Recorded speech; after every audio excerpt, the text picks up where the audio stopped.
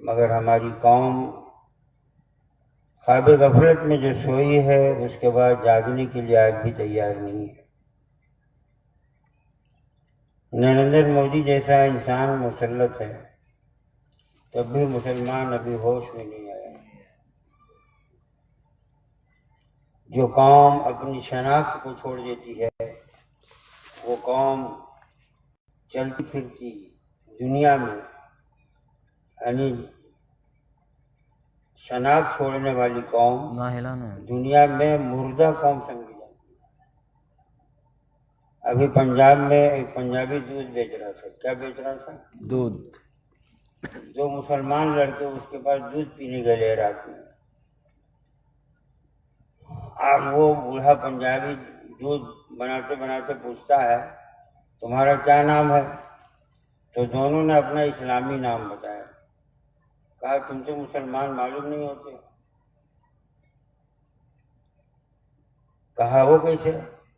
کہا نہ تمہارے سر پر ٹوپی ہے، نہ تمہارے چہرے میں داڑھی ہے، جو اسلام اور مسلمان کی پہچان ہے وہ تو ہے ہی نہیں ہے۔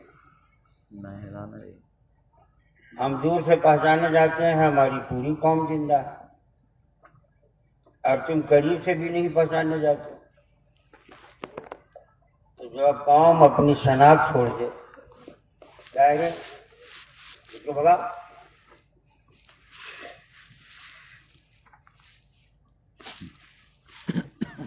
جو قوم اپنی شناخت چھوڑ دے، اپنا شعار چھوڑ دے، دنیا میں اسے جینے کا حق نہیں ہے۔ ابھی ہمارے ایک حضرت کی تقریر ہوئی، کیا نام تھا؟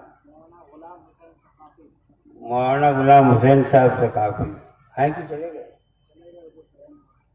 اچھا۔ اور یہ 16 حضرات جو ممبر پر تشریف فرمائے بہت محنت سے سفر کرتے ہیں۔ تھوڑی دیر کے لیے میں آپ کے پاس ہوں، اور انشاءاللہ مجھے امید ہے سرکار کے فضل و کرم پر، اللہ تعالیٰ کے انعام و اکرام پر، کہ جتنے لوگ اس وقت بیٹھے ہیں یہ سنے بغیر نہیں جائیں گے انشاءاللہ۔ یہ جلسہ جو اصلاح معاشرہ سے منسوب ہے، اس جلسہ سے ایک پیغام یہ دینا ہے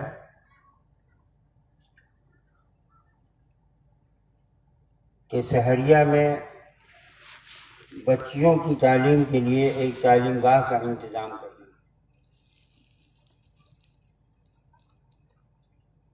ہندوستان میں بالخصوص ہمارے جھارکھنڈ میں علماء کی ہی تعداد بہت کم تھی۔ غیر منقسم ہزاری باغ، یعنی ہزاری باغ میں جو گریڈی تھا، ہزاری باغ میں چترا تھا، ہزاری باغ میں کوڈرما تھا، ہزاری باغ میں رام گڑھ تھا، ہزاری باغ میں بوکارو تھا، صرف ہزاری باغ ضلع ان سب علاقوں پر تھا۔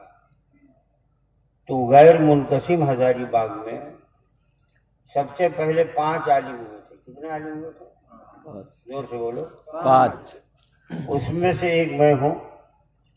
4 کا انتقال ہو گیا ہے، اللہ کے پیارے ہو گئے ہیں، اور ہم بھی آج کل کے مہمان ہیں۔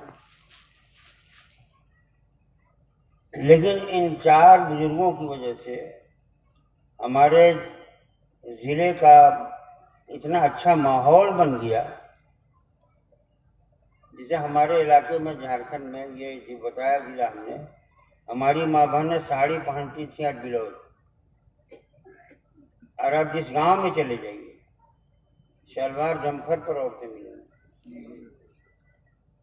اور یہ 5 مولانا کے قدموں کی برکت سے، 4 کہیں اپنے کا شمار کریں، اتنے عالم ہو گئے ہیں کہ اگر صرف ہزاری باغ غیر منقسم کے علماء بیٹھ جائیں تو یہ میدان بھر جائے اور جگہ تنگ پڑ جائے۔ اب کوئی ایسا گاؤں نہیں جہاں 4-5 عالم حافظ قاری نہ ہو۔ ان لوگوں نے ماحول بدلنے کے لیے کوئی تحریک نہیں چلائی، انہوں نے اپنی بیوی کو، اپنی بہن کو، اپنے گھر والوں کو پابند کیا کہ ان کے گھر کا لباس لوگوں کو اچھا لگا، اور اس اچھائی کو لوگوں نے قبول کر لیا۔ اگر یہ تحریک چلاتے تو کامیاب نہیں ہوتے. تو جب علم کی روشنی پھیلتی ہے، علم ایک نور ہے، تو اس کا اثر علاقے پر ہوتا ہے. اب جسے ہمارے یہاں ایک رواج اور تھا، شہریوں چاہے نہ ہو، شادی بیاہ کے موقع پر ڈھولک بجا کر عورتیں ناچا کرتی تھیں. ڈھولک بجا کر، اور ہفتہ دن 10 دن ناچ، اور وہ خرافات اور وہ گالی گلوچ. لیکن الحمدللہ کہاں ہوتا ہے؟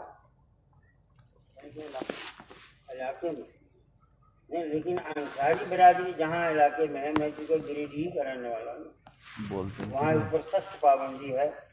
لوگوں نے ڈھولک کو جلا دیا، ناچ گانے پر پابندی لگا دی، اس لیے کہ وہ شیطانی ناچ ہے. اور شہریہ میں اگر یہ رسم باقی ہے تو اس کسی برات میں جس کے آنگن میں ناچ ہوئی، اس لیے کہ ناچنے والیاں جتنے شیطان کی بیٹیاں ہیں یہ جہنم میں جائیں گی. کل قیامت کے دن اس بیٹے کی نکاح میں جو بارات جائے گا اس کو بھی ساتھ جہنم میں لے جائے گی. اور جہنم کچھ نانا ماموں کا گھر نہیں ہے کہ اگر چلے جائیں گے تو منتری صاحب نکال کے باہر کر دیں گے. جہنم عذاب کا وہ عظیم گھر ہے جس سے جہنم کا بعض طبقہ بعض سے پناہ مانگتا ہے.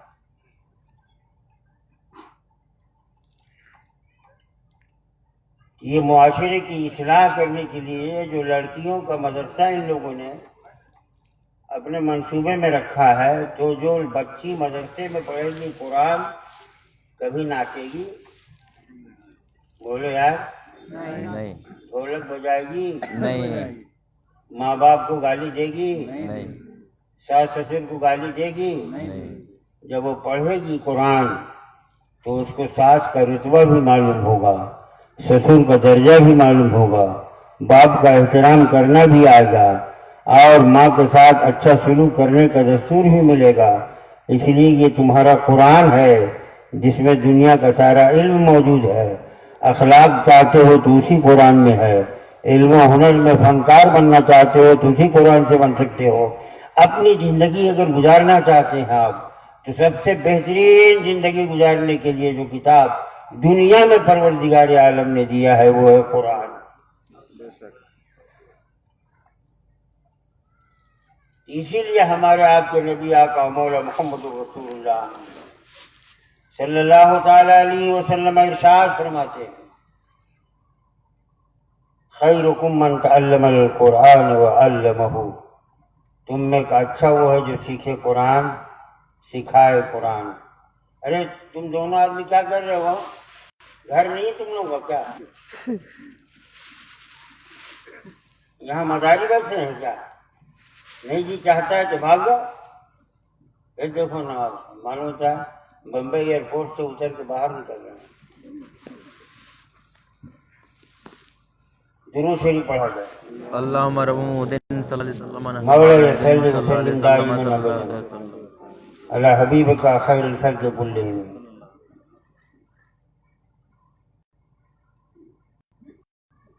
بہتر وہ ہے جو سیکھے قرآن. یہ ہے نبی کا قرآن. قرآن بہتر ہے. کتابوں میں لگاؤ ہے، دنیا میں اس کی کوئی مثال نہیں ہے. جس نے ہم کو قرآن دیا وہ رسولوں میں لاجواب، اس کی بھی دنیا میں کوئی مثال نہیں ہے. اور جس رب نے قرآن دیا ہے وہ وحدہ لا شریک، اس کا بھی کوئی شریک نہیں. تو اللہ کا دیا ہوا قرآن، اس کا پڑھنے پڑھانے والا بہتر انسان آج بھی مسلمان مرد عورت کھول کے پڑھے قرآن بن کے رہے گا زمانے میں بہتر انسان. زمانہ کرے گا دور ہی سے صاحب. سبحان اللہ. اس لیے بہتر انسان کو سپاہی نہیں پکڑتا، پولیس نہیں پکڑتے، حوالات میں بند نہیں ہوتا.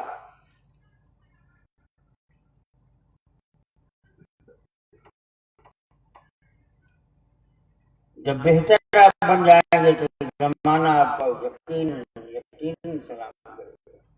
اور یہ صرف مبالغہ نہیں ہے. ابھی کچھ دن پہلے، کچھ سال پہلے، پڑھے لکھے لوگ یا بچے جانتے ہوں گے کہ جرم کرتا تھا کوئی، آپ پرشاسن اور پولیس ہوتی تھی کہ داڑھی ٹوپی والے کو پکڑ کر اس پر جرم کا الزام لگاتے ہیں. داڑھی ٹوپی والے کو پکڑ اسلام مسلمان بنا جب جانتے تھے کہ اسلام بہتر دنیا میں کوئی مذہب نہیں. اب مسلمان سے بہتر دنیا میں کوئی قوم نہیں ہے. اسلام دہشت گردی کا مذہب نہیں ہے، مسلمان دہشت گرد نہیں. یہ جانتے تھے تب بھی ان کی کوشش ہوتی تھی کہ بم برساؤ اور مسلمانوں کو بدنام کر دو. یہ ہندوستان میں ایک شہر ہے مراد آباد، اس کا ایک قصبہ ہے بھوجپور. علاقے میں کچھ ہوا تو رات میں جب دبش پڑی تو جو پکڑا گیا وہ تھا قاری قرآن، حافظ قرآن، عالم قرآن، گاڑی کو کیا. اب پکڑ کے لے گئے اس کو تھانے میں. سب سے پہلے تھانے کو لے جاتے ہیں اور بند کر دیا. اور جب تھانے میں بند ہوا تو قرآن شریف پڑھنے لگا حافظ کا. اور جب تہجد کا وقت ہوا تو اس نے تھانے کی کنڈی ہلانا شروع کیا. تو تھانے دار نے پوچھا کون ہو؟ کہا میں مسلمان ہوں. کہا اتنی رات کو تیرا کیا کام ہے؟ کہا نماز کا وقت ہو گیا ہے، وضو کے لیے مجھ کو پانی چاہیے. تو وہ مسلم اکثریتی علاقہ ہے تو ایک سپاہی سے کہا گیا دے دے اس کو پانی. یہ مسلمان نمازی معلوم ہوتا ہے. گویا غیر مسلم بھی جانتے ہیں کہ سب مسلمان نماز نہیں پڑھتے. یہ نمازی معلوم ہوتا ہے اس کو پانی دے دو، ورنہ اگر میڈیا والوں کو معلوم ہو گیا کہ نماز پڑھنے نہیں دیا گیا تو بہت ہنگامہ ہوگا. وضو کیا، تہجد پڑھا، اللہ تعالیٰ کا ذکر کرتا رہا، قرآن کی تلاوت کرتا رہا، یہاں تک کہ صبح کا وقت ہوا، یعنی صبح کی نماز کا وقت ہوا. تب پھر کنڈی ہلایا، ٹن ٹن کی آواز گئی. پوچھا گیا کون؟ کہا میں وہی مسلمان ہوں. کہا اب تیرا کیا کام ہے؟ کہا نماز کا وقت ہو گیا، وضو کے لیے پانی.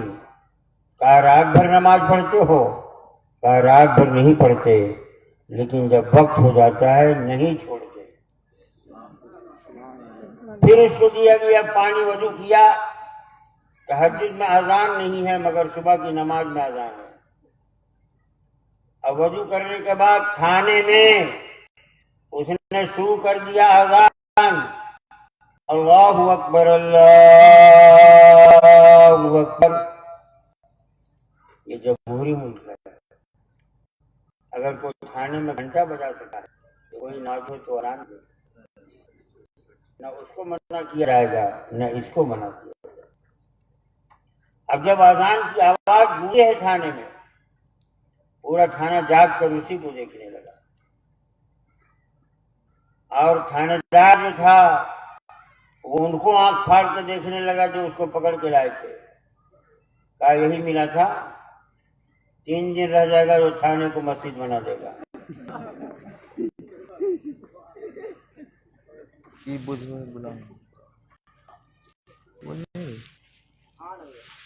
سنت پڑھا، فرض پڑھا، دعا کیا، چہرے پر ہاتھ پھیرا. ادھر پورا تھانہ ہاتھ باندھ کے اس کے پاس کھڑا تھا. بابا اندھیرے میں چلے جاؤ، غلطی ہو گئی. خیرکم من تعلم القرآن وعلمہ، تم میں کا بہتر وہ ہے جو سیکھے قرآن، سکھائے قرآن. مسلمان پڑھو قرآن، بنو زمانے میں بہتر انسان، تاکہ زمانہ تھانہ کرے تم کو سلام.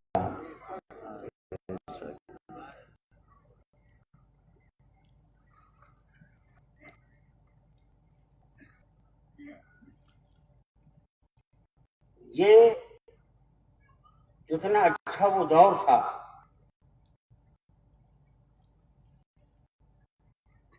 جس دور میں ہندوستان کا مسلمان اس وقت کوئی کام نہیں کرتا جب وہ صبح کی نماز کے بعد قرآن پڑھ نہیں دیتا.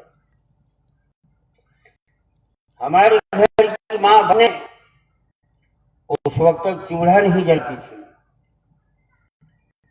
جب تک نماز صبح کے بعد قرآن کی تلاوت نہیں کرتی تھی. چولہا جلانا بہت دشوار تھا. پھوٹے پھوٹے رہ دھواں دھار ہو جاتا تھا. چولہا جلانا بہت اچھا. ادھر لیٹر آن کیا ادھر چولہا جل گیا. اتنے کم وقت میں آج ہمارے گھروں میں بسم اللہ پڑھ کر چولہا نہیں جلا جاتا. بسم اللہ بھی قرآن ہے. قرآن شریف کی ایک آیت ہی تو ہے اور قرآن شریف کی ایک آیت بھی قرآن ہے. یہ آدمی سو رہا ہے, سب کو جگاؤ. ہم نے بتایا زیادہ دیر نہیں رہیں گے. جب یہاں انگریز برسر اقتدار تھے, انگریزوں کا دورہ تھا, بڑے ساتھی قوم تھی انگریز. تو آپ کے بہار ہی میں, پہلے یہ تو جھارکھنڈ بھی بہار میں تھا, چھپرا کا نام سنا ہوگا آپ لوگوں نے. جی. تو اس کے گاؤں میں ایک بچی زینب نام کی رہتی تھی. اس کے پڑوس میں ایک غیر مسلم کا گھر تھا. دونوں کی بچیاں ہم عمر تھی, ایک دوسرے کے گھر آنا جانا تھا. اور ہندوستان کی تہذیب میں یہ تو شروع ہی سے ہے مل جل کر آنا. تو ایک دن غیر مسلمہ وہ بچی نے پوچھا زینب سے کہ کچھ کرنے سے پہلے تم پڑھتی ہو؟ پینے سے پہلے, کھانے سے پہلے, جھاڑو بہارو دینے سے پہلے, ہر کام سے پہلے کچھ پڑھتی ہو, یہ کیا ہے تمہارا پڑھنا؟ تو زینب بتاتی ہے کہ میں پڑھتی ہوں بسم اللہ الرحمن الرحیم. کیا پڑھتی ہوں؟ بسم اللہ الرحمن الرحیم. کہا کیوں پڑھتی ہو؟ تو زینب نے کہا میرے نبی کی سنت. اس کا فائدہ کہا کھانا پینا ہضم ہو جاتا ہے, کھانے پینے میں شران نہیں ہوتا ہے, بیماریوں سے بچتے ہیں اور کام میں برکت ہوتی ہے. تو جب یہ فائدہ زینب نے اس بچی کو سنایا تو کہا ہمیں بھی سکھا دو, ہم بھی پڑھیں گے. تو چھوٹی بچی تھی 7-8 سال کی, سکھا دیا اس کو پڑھنا. وہ پڑھنے لگی. وہ بھی گھر گئی تو جب کام شروع ہو, کچھ کرنا چاہے, کھانا پینا چاہے, اور ماں کوئی کام بتاوے کہ سامان اٹھا کے لے آؤ, تو بسم اللہ پڑھنے کے بعد ہی کام کرنے لگی. تو اس کی ماں نے کہا بیٹی زینب کے گھر مت جاؤ, اور جو پڑھتی ہو پڑھنا چھوڑ دو, باپ کو معلوم ہوگا تو بہت ماریں گے. تو بیٹی کہتی ہے امی مار کھا لیں گے مگر چھوڑے نہیں, اس کا اتنا بڑا فائدہ کہ تم بھی پڑھو. اب کہتی ہے کہ ہم بھی پڑھیں, آنے دو باپ کو. پھر اس کا باپ آیا, کہا بیٹی کو آزاد رکھا, اس کے گھر آنے جانے سے نہیں روکا. اب تو یہ وہ پڑھ رہی ہے جو مسلمان پڑھتے. کہا کیا پڑھتی ہے؟ کہا ہم پڑھ نہیں پائیں گے, جا کر سن لے. کب پڑھتی ہے؟ کھانے پینے سے پہلے, کچھ کرنے سے پہلے. باپ نے کان لگایا, سنا. بیٹی کو سمجھانا شروع کیا, سمجھا کر تھک گیا مگر چھوڑا نہ سکا. ایک باپ شفقتوں میں جتنا مار سکتا تھا اپنی بیٹی کو مارا مگر چھوڑا نہیں سکا. اور بچی پروان چڑھی, جوان ہوئی, رشتہ طے ہوا, شادی ہو گئی.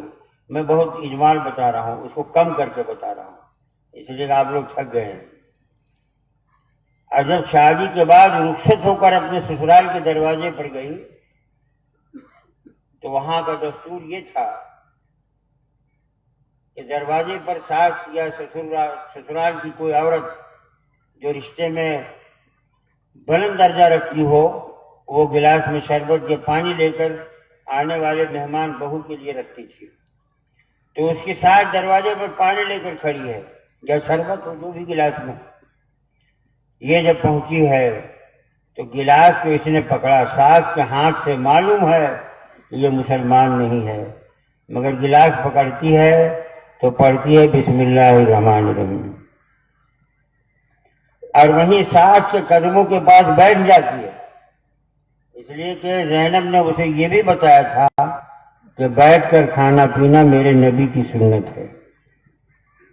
اب بیٹھ گئی اور پینے سے پہلے پڑھا بسم اللہ الرحمن الرحیم. ساس بدک کے بھاگ گئی, اور اپنے شوہر پر برس گئی. بہو لائے ہو؟ کہا کیا ہوا؟ کہا پورے خاندان کی ناک کٹوا دیے ہو. وہ کلمہ پڑھتی ہے جو مسلمان پڑھتے. کہا کیا پڑھتی؟ کہا سن لینا، ہم پڑھ نہیں پائے اسے سننا. کہا کب؟ کچھ لیتی ہے تب، کچھ پیتی ہے تب. اس کے سسر بھی کان لایا، سمجھ میں آ گیا کہ مسلم محلے میں رہتی تھی، پڑوس مسلمان ہے، تو اپنے بیٹے سے کہا اس کے باپ کا کام چل گیا، وہاں اس کا پڑوسی اور اس کے ماحول میں مسلمان رہتے تھے، وہاں کام چل گیا، یہاں نہیں چلے گا، پورے خاندان کی ناک کٹے گی. لہذا بیوی کو سمجھا دو کہ نہ پڑھے بسم اللہ. شوہر نے یعنی بیٹے نے ذمہ داری لی، اس بچی کے شوہر نے ذمہ داری لی کہ میں چھڑوا لوں گا. اس نے بھی سمجھانا شروع کیا، تھک گیا سمجھا کر، چھوڑا نہیں سکا، مارنا شروع کیا. ایک شوہر جتنا مار سکتا تھا مارا، مگر چھوڑا نہیں سکتا. ایک دن غصے میں ڈنڈا سے اتنا مارا کہ اس بچی کا کپڑا کیسے پھٹ گیا، جسم پھٹ گیا، خون بہنے لگا. اور بہتے ہوئے خون کو جب دیکھا اس کے شوہر نے تو گھبرا گیا، ڈر گیا کہیں مر نہ جائے اور ہمیں جیل نہ جانا پڑے. انگریزوں کا دور دورہ ہے، فوراً جیل کی سلاخ ہے. ڈنڈا پھینک کر کانپنے لگا اور مار کھاتے کھاتے اس بچی کو پیاس لگی تو پانی پینے کے لیے گھڑے کے پاس چلی گئی. اور گھڑے کا ڈھکن اس نے بائیں ہاتھ سے پکڑا. گھڑا کھولنا، ڈھکن پکڑنا یہ بھی ایک کام ہے. تو پڑھا بسم اللہ الرحمن الرحیم. پانی لیا، پڑھا بسم اللہ الرحمن الرحیم. اور شوہر کی طرف کتنا مارنا ہے مار لو، مگر چھوڑ کے نہیں. پانی پیتی ہے، پڑھتی ہے بسم اللہ الرحمن الرحیم. اس کا شوہر کانپ گیا، لڑک گیا، باپ کے پاس ہاتھ باندھ کر کھڑا ہو گیا اور کہنے لگا کہ مارا نہیں جائے گا، جسم پھٹ گیا ہے، خون بہہ رہا ہے، مگر پڑھنا نہیں چھوڑ رہی ہے. تو اس کے باپ نے کہا بیٹا اب نہ مارو، مر جائے گی تو بدنامی بڑی ہوگی، تم کنارے ہو جاؤ، ہم چھوڑا لیں گے اسے پڑھنا بسم اللہ. اپنے بیٹے کو دور کیا، اپنی بیوی کو قریب کیا اور کہا اچار دانی سے اچار خالی کر دے. کہا کیوں؟ کہا خالی کر دے، وہ فنا سپیرا رہتا ہے نا، زہریلا سانپ رکھتا ہے. بہو کا واقعہ سنائیں گے، سانپ مانگیں گے، منہ مانگا پیسہ دیں گے، اور اچار بہو سے مانگیں گے، ہاتھ ڈالے گی، سانپ کاٹے گا، مر جائے گی. ڈاکٹر بھی رپورٹ دے گا کہ یہی کہ سانپ نے ڈس لیا ہے. ساس بھی بہت شاگرد تھی، اٹھی اور مرتبان کو یعنی اچار دانی کو صاف کیا، جس کو جھارکھنڈ میں بویام کہتے ہیں، اور پھر ٹانگ دیا. وہ بھاگتا ہوا سپیرے کے پاس گیا، بہو کا قصہ سنایا، بڑا خطرناک تھا. زمانے کا وہ سپیرا سب سے زہریلا سانپ لے کر آیا اور اس مرتبان میں بویام میں ڈالا، ڈھکن میں سرا کے معمولی سانس نہیں چلا گیا. پیسہ لے کر رات کے سناٹے میں اس کا سسر اسی کمرے میں کھانے کے لیے بیٹھا جس میں آچار دانی ٹنگی ہوئی تھی، اور جو ہاتھ دھو کر بیٹھا کہا بیٹی کھانا لاؤ. اب وہ بہو کھانا لینے گئی ہے باورچی خانے میں، تو چاول نکال رہی ہے چمچے سے تو بسم اللہ پڑھ کے، دال نکال رہی ہے تو بسم اللہ پڑھ کے، سبزی چٹنی نکال رہی ہے تو بسم اللہ پڑھ کے. اور یہ تو خیر تنہا پڑھ رہی تھی، لیکن جب تھال لے کر آئی سسر کے سامنے تو رکھا، یہ بھی ایک کام ہے. تو پڑھ دیا بسم اللہ الرحمن الرحیم. ہمارے آپ کی ماں بہنیں کھانا پلیٹ لگاتی ہے بسم اللہ پڑھ کے رکھتی ہے؟ بولو بولو بولو. چولہا جلانے والے تو وہاں کھڑے ہیں، لیکن دسترخوان پر کھانے لیے بیٹھتے ہیں تب تو آپ بیٹھتے ہیں. اب وہ مسکرانے لگا کہ چند لمحے کی تم مہمان ہے، بسم اللہ پڑھ لے جتنا پڑھنا ہے، اور کچھ چاول، کچھ دال اور کچھ سبزی سبزی ملایا اور ایک لقمہ منہ میں رکھا اور بلبلانے لگا، جب سے یہ میرے گھر آئی ہے اس کے ہاتھ کا پکا ہوا کھانا اچھا نہیں لگتا۔ جو منہ میں تھا اسے تھوک دیا، اور اتنا بڑا ظالم تھا کہ جو تھال میں تھا اس کو ایسے پلٹ دیا، کمرے میں کھانا بکھر گیا۔ بہو کاپنے لگی تو ساس بہو کی طرف سے آ کر کھڑی ہو گئی۔ پڑھنا تھا میاں بیوی کب کس کو کیا کرنا ہے۔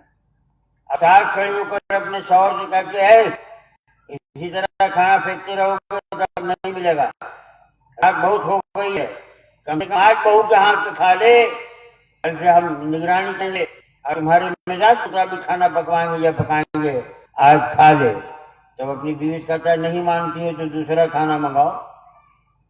اب وہ سسویا کہتی بٹیا جا دوسرے تھال میں لے کر آ۔ پھر گئی، پھر وہی عادت تھی اس کی بسم اللہ پڑھنا، لا کر رکھی، جیسے لا کر رکھی ویسے منہ میں لیا، بلبلانا شروع کیا، بہت مختصر کیا۔ بلبلاتے بلبلاتے کہتا ہے ایک اچار لا دے تاکہ منہ کا مزہ بدل جائے، تمہارے ہاتھ کا پکا ہوا میں کھانا کھا لوں۔ اتنا خطرناک سازش، اور آج پورے ہندوستان کا مسلمان کا شکار ہے صرف قرآن پڑھنے کی وجہ سے۔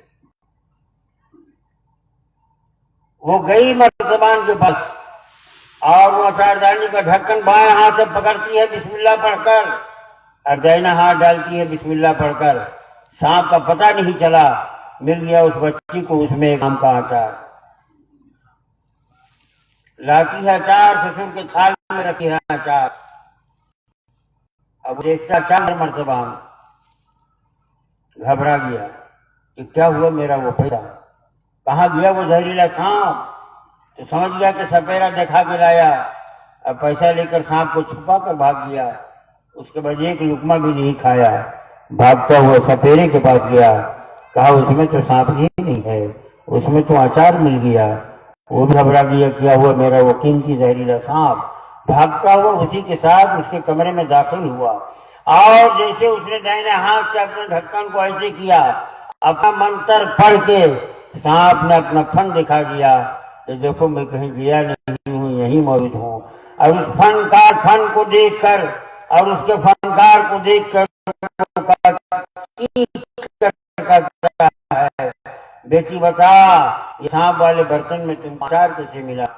جی بتا دیا ہے، یہ اچار والے برتن میں سانپ کیسے چلا گیا؟ جب وہ کہتا ہے تمہارے مارنے کا جان تھا، ہاں اللہ تم مر جاؤ گی، میرے گھر میں کوئی نہیں کہے گا بسم اللہ، تو کہتی ہے تو سن لیا جائے۔ اگر اس لیے تھا یہ سانپ تاکہ کوئی نہ پڑھے بسم اللہ، یہ بسم اللہ الرحمن الرحیم کی برکت ہے کہ سانپ کے برتن میں مجھ کو ملا اچار۔ اب وہ چیختا ہے، چلاتا ہے، کہتا ہے بیٹی اب تو گواہ ہو جا، تو تنہا نہیں پڑھے گی اس گھر میں بسم اللہ، اب تو پورا گھر پڑھے گا بسم اللہ الرحمن الرحیم۔ سبحان اللہ سبحان وہ اللہ۔ سپیرا جو کان میں لپیٹ کے لایا تھا منتر پڑھتے وقت، اس کو اسی وقت توڑا۔